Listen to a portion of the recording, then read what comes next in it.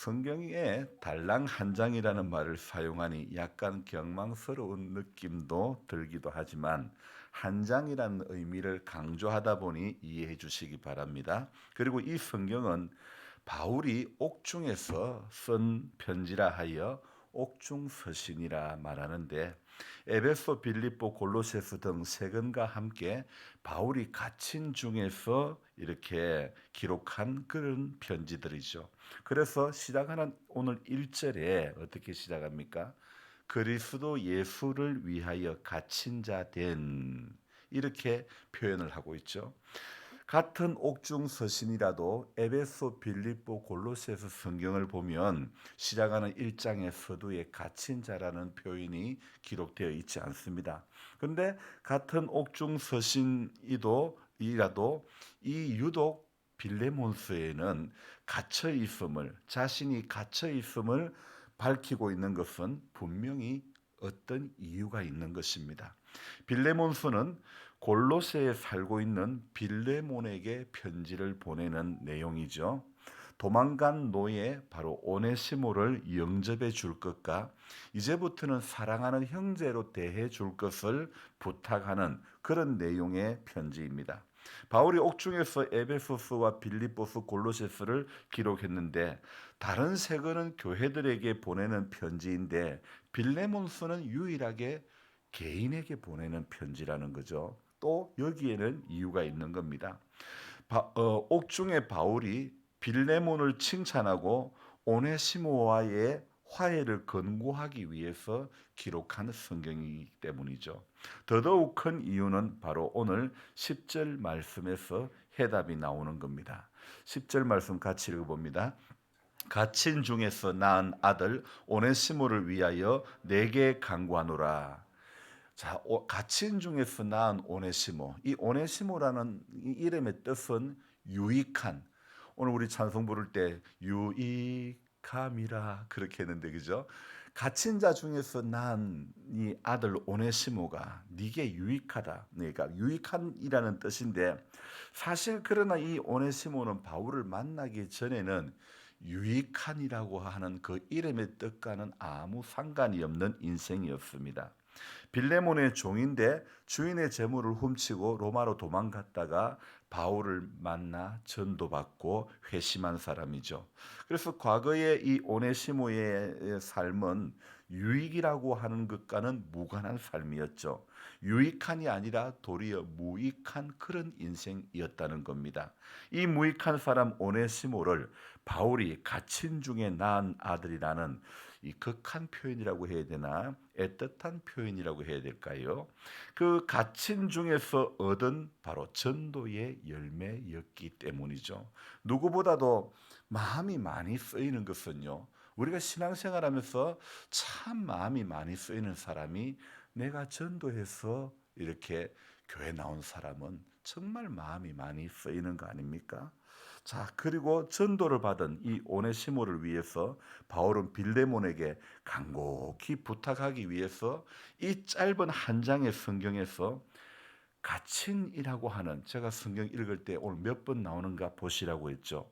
이 짧은 한 장의 성경에서 갇힌이라고 하는 이 표현이 과할 정도로 많지요. 자, 저는 우리 교회에 와서 이 빌레몬서를 설교한 적이 별로 없습니다. 그리고 그렇게 많이 읽은 성경임에도 갇힌이라는 단어가 이렇게 오늘 많이 나왔을 줄은 저도 몰랐습니다. 몇 번 나왔죠? 5번 아닙니까? 1절, 9절, 10절, 13절, 23절. 이 짧은 한 장의 성경 가운데서 5번이나 혹시 한 번 더 찾아기서 말씀해 주십시오. 5번이나 갇힌이라는 표현을 사용하고 있는 것은 그만큼 그가 갇혀 있는 가운데서도 간곡히 해결하고 싶었던 문제가 있었기 때문이죠. 바로 오네시모 문제로 그렇게 해결하고 싶었던 거죠. 과거 이 오네시모가 빌레몬의 재물을 훔쳐 달아난 전력이 있기 때문에 빌레몬의 마음에는 아무래도 이 오네시모를 생각할 때 선한 마음이 들지 않는 겁니다. 속된 말로 이 자식 붙잡히기만 해봐라.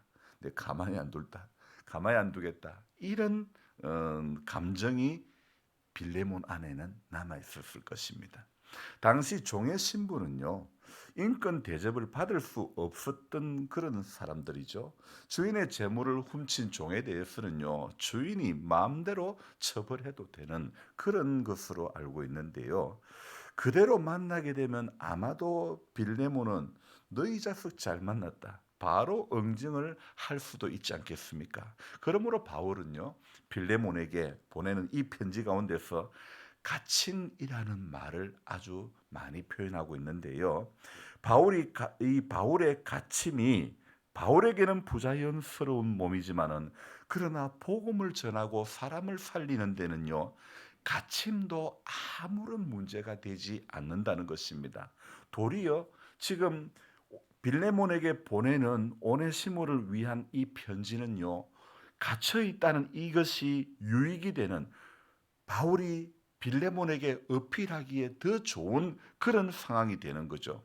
빌레몬이 생각하기를 바울이 갇힌 중에도 이렇게 오네시모를 말씀하는 것을 보니 본인도 어떻게 해야 할지 마음에 이미 결단이 서지 않을까요? 내 안에 사는 이 예수 그리스도니 나의 죽음도 유익함이라. 제가 오늘 갑자기 이 찬송이 이, 이 부분을 적고 있는데 생각이 나는 거예요. 내 안에 예수님이 살면요, 여러분 갇힌 것도 문제가 안 됩니다. 죽는 것도 문제가 아닙니다. 내 안에 예수님이 살면요, 없는 것도 문제가 안 되고 아픈 것도 문제가 안 되고 힘든 것도 하나도 문제가 아닙니다. 그 모든 것이 유익이 되는 줄로 믿습니다. 김 군사님의 소개로 알게 된 태국인가 캄보디아에서 온 외국인 부부가 있습니다. 권사님은 그 부인을 못난이라고 이야기를 합니다. 자, 왜 못난이라고 그럴까? 그 신랑은 못난이 신랑이다, 그렇게 이야기를 합니다. 얼마나 못났길래 못난이라고 말하나 싶었는데, 못났다고 말하는 권사님의 표현이 잘못되었다는 생각밖에 들지 않았습니다. 밭에서 일하는 거 보니 정말 잘난 사람이었습니다. 교회 밭의 수박도 그분이 혼자 다 놓았는데, 혼자 4,500개의 수박모를 다 놓았는데 너무너무 예쁘게 잘 놓은 거예요. 한국 할머니들 모종 놓는 것은 너무 힘들다고 해서 혼자 안 하려고 하는데, 이분은 혼자 너무너무 잘하는 거예요. 제가 힘드니까 둘이서 하라 그러니까 아니 괜찮다고 혼자 하겠다고 하는 거예요. 수박순을 제거하는 작업도요, 마을의 어르신보다 훨씬 빠른 속도로 작업을 하는 거예요. 권사님은 이 부부가 일하는 인력 사무소에 꼭 이 부부만 불러서 일을 시키려고 합니다. 왜 그럴까요? 워낙 둘이가 일을 잘하기 때문이죠. 권사님은 못난이라고 말하시니까 저도 덩달아 못난이, 권사님하고 대화를 나눌 때 보면 못난이 신랑 왔습니까? 이래 물어보기도 하죠. 그래서 이거 잘못됐다 싶어 그제는 제가 그 외국인 보고 당신 이름이 뭐냐고 신랑 남편분에게 물었습니다. 자기 이름은 미라는 거예요. 미. 그럼 부인 이름은 뭐냐니까 조이라고 하는 거예요. 그래서 이분의 이름을 묻고는 이때부터 미, 조이 이렇게 이름을 불러주는 거예요. 얼굴이 못난 게 아니라 밭에서 일 못하는 것이 못난 거 아닐까요?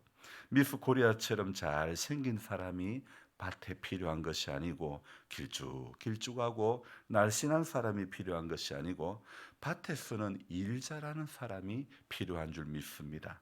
우리도 하나님의 포도원, 천국 포도원, 하나님이 잠시 살게 해준 이 육신을 지닌 바로 이 땅에 하나님의 밭에서 우리 주님께서 맡겨주신 일을 잘 해야 하는 것입니다. 그것을 우리는 사명이라 이야기하죠. 주에게 부탁하시니 천사도 흠모하겠네.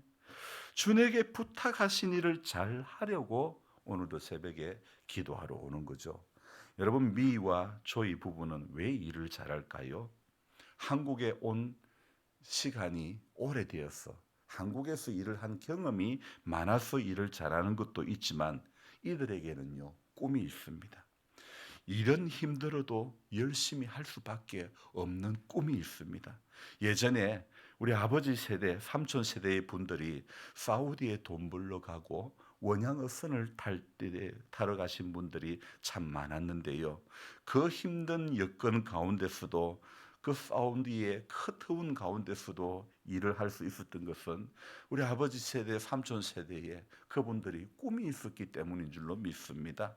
미와 조이에게도 마찬가지입니다. 멀리 한국 땅에서 고된 육체 노동을 하면서도 항상 입가에는 미소를 띤 이 부부를 보면 정말 애틋합니다. 바울이 오네시모를 생각하는 마음이 바로 이런 마음이 아닐까요? 고국을 떠나 멀리 한국 땅에서 숨이 턱밑까지 차오르는 밭에서 매일 중노동을 하면서도 기뻐할 수 있는 것은 이들은 바로 자신이 꿈꾸는 것이 있기 때문입니다. 그 꿈이 힘든 중노동을 견디고 살게 해 나가는 것 아닙니까? 코리안 드림을 완성해서 얼마의 돈을 모아서 고국에 가면 그들은 부자가 되기 때문에 그 힘듦을 참고 입가에 미소를 띄우고 일을 하는 겁니다. 언젠가 고국으로 돌아가는 날 통장에 쌓여진 돈과 함께 복음을 가지고 돌아가기를 목사로서 소망해 봅니다. 이 부부가 일을 잘해주니 인정을 받는 거죠. 마찬가지입니다. 저도 우리 성도님들도 이 땅에서 주님께서 맡겨주신 일을 잘 하다가 주님 나라로 가야 될 줄 믿습니다. 미와 조이가 고국으로 가는 날 그들은 부자가 되는 것입니다. 아니, 이미 그들은 이곳에 와서 통장에 돈을 쌓아가는 그 순간부터 이미 부자가 된 것이죠. 자기들 나라에서는 하루 종일 일해도 돈 많은 안팎의 일당을 받는데 한국에 와서 10배의 임금을 받으니 벌써 힘든 것은 물 건너 간 것 같아요. 성경은 이런 경우를 이렇게 말씀하고 있습니다. 현재 당하는 고난과 장차 받을 영광은 좋게 비교할 수 없도다. 바울의 갇힘을 통해서 오네시모를 낳았다면 미와 조이가 흘린 땀은 코리안 드림을 완성시켜 고국으로 돌아가는 날은 가슴 벅찬 감격으로 돌아가지 않을까요? 그날까지 참고 기다리는 겁니다. 우리도 마찬가지입니다. 하루하루의 고됨의 연속이지만 그러나 우리의 구원이 완성되는 그날, 우리의 영원한 고국인 하늘나라 천국으로 들어가는 날, 나팔 불 때 나의 이름, 나팔 불 때 나의 이름, 나팔 불 때 나의 이름 부를 때에 잔치 참여하겠네. 말 그대로 오늘도 잔칫날을, 그 잔칫날을 기다리며 오늘 참고 기다리는 성도가 되어져야 될 줄로 믿습니다. 그래서 이 기다리는 날 동안에 우리가 고백해야 될 마음 찬송이 바로 이런 곡이라고 생각합니다.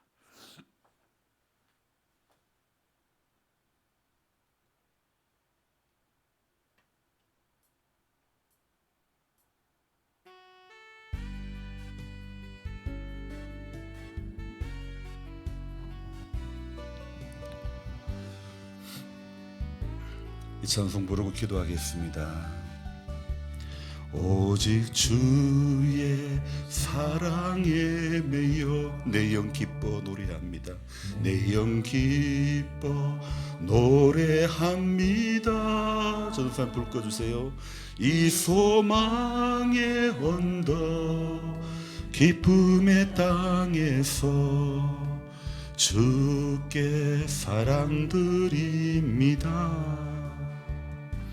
오직 주의 임재 안에 갇혀 내 영 기뻐 찬양합니다. 내 영 기뻐 찬양합니다. 이 소명의 언덕 거룩한 땅에서 주께 경배드립니다. 주께서 주신 모든 은혜 나는 말할 수 없네. 나는 말할 수 없네. 내 영혼 즐거이 주 따르렵니다. 주께 내 삶 드립니다.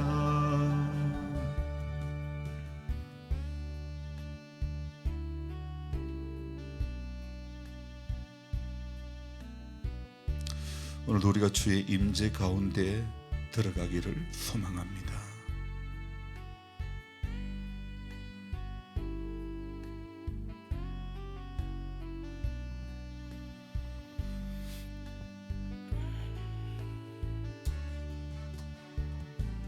오직 주의 임재 안에 갇혀 내 영 기뻐 내 영 기뻐 찬양합니다.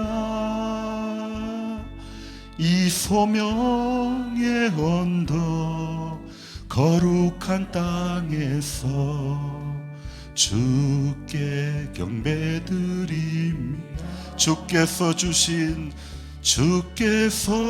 주신 모든 은혜 나는